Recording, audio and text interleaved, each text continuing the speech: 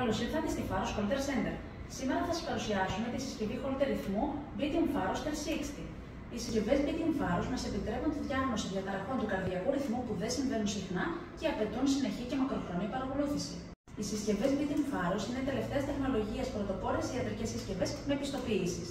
Το Holter Pharos είναι μια μικρή συσκευή μόλις 18 γραμμαρίων, αδιάφραχη με IP67 και λειτουργεί με εσωτερική επαναφορτιζόμενη μπαταρία λιθίου.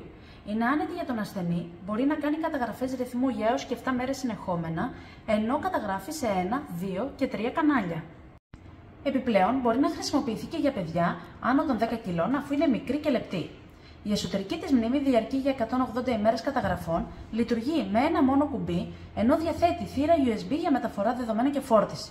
Ακόμα, τα λαμπάκια που υπάρχουν για τις ειδοποιήσεις δεν είναι έντονα ώστε να μην φαίνονται μέσα από τα ρούχα του ασθενούς. Η συσκευασία περιέχει τη συσκευή Beating Pharos 360, ένα σετ καλωδίων 5 ηλεκτροδίων και ένα καλώδιο USB για φόρτιση και μεταφορά δεδομένων. Το σετ καλωδίων 5 ηλεκτροδίων συνδέεται στη συσκευή κατά αυτόν τον τρόπο με απαλές κινήσεις.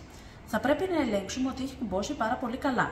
Όπως βλέπουμε, υπάρχουν 4 καλώδια, καθώς το 5ο ηλεκτρόδιο βρίσκεται πίσω από τη θύρα USB. Αφού τοποθετήσουμε τα αυτοκόλλητα στα ηλεκτρόδια, η συσκευή είναι έτοιμη να τοποθετηθεί στον ασθενή. Διαφορετικά, αντί για το σετ καλωδίων, μπορείτε να επιλέξετε τα αυτοκόλλητα ηλεκτρόδια Omega Snap. Τα Omega Snap είναι αυτοκόλλητα ηλεκτρόδια μίας χρήσης για καταγραφές 1, 2, 3 καναλιών και 1 καναλιού για παιδιά και συνδέονται με τη συσκευή Holter Pharos μέσω ενός επαναχρησιμοποιούμενου αντάπτορα.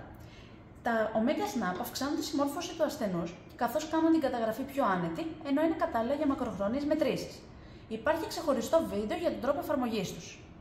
Μετά την τοποθέτηση, πατάμε το κουμπί για να ξεκινήσει η καταγραφή. Θα καταλάβουμε ότι ξεκίνησε μετά το χαρακτηριστικό ήχο και θα δούμε ότι άναψε το πράσινο λαμπάκι. Για να απενεργοποιήσουμε τη συσκευή, πατάμε συνεχόμενα το κουμπί 10 δευτερόλεπτα και αφήνουμε όταν ακουστεί ο χαρακτηριστικός ήχος. Σε αυτό το σημείο είναι σημαντικό να αναφέρουμε ότι το κουμπί παίζει και το ρόλο του κουμπιού επεισοδίου. Αυτό σημαίνει ότι κατά τη διάρκεια της καταγραφής, ο ασθενής μπορεί να πατήσει το κουμπί για 1 δευτερόλεπτο όταν νιώσει κάποια διαθεσία και να σημειωθεί η στιγμή στο καρδιογράφημα. Έτσι, κατά την ανάλυση που θα κάνετε, θα μπορείτε να δείτε την καταγραφή στη συγκεκριμένη χρονική στιγμή και να την αξιολογήσετε. Όσες φορές πατηθεί το κουμπί, τόσα επεισόδια θα σημειωθούν. Για τη σύνδεση της συσκευής με τον υπολογιστή, χρησιμοποιούμε αυτό το καλώδιο. Αρχικά, συνδέουμε το καλώδιο με τη συσκευή με απαλές κινήσεις και έπειτα το άλλο του άκρο με τον υπολογιστή. Όταν συνδεθεί, θα ανάψει το μπλε λαμπάκι, που σημαίνει ότι η συσκευή φορτίζει. Παράλληλα, μπορούμε να έχουμε πρόσβαση στα αρχεία της συσκευής από τον υπολογιστή μας. Το Pharos Manager είναι ένα λογισμικό το οποίο περιέχεται στα αρχεία της συσκευής και εγκαθίσταται στον υπολογιστή την πρώτη φορά που συνδέουμε τη συσκευή με τον υπολογιστή. Το Pharos Manager είναι το λογισμικό μέσω του οποίου ρυθμίζουμε τη συσκευή για την καταγραφή που θέλουμε να κάνουμε. Έχουμε δημιουργήσει ένα ξεχωριστό βίντεο για αυτό το λογισμικό. Για οποιαδήποτε πληροφορία σχετικά με τα προϊόντα μας, μπορείτε να επικοινωνήσετε μαζί μας στο 22940 88787 ή στο info@holterpharos.gr. Ευχαριστούμε πολύ για τον χρόνο σας.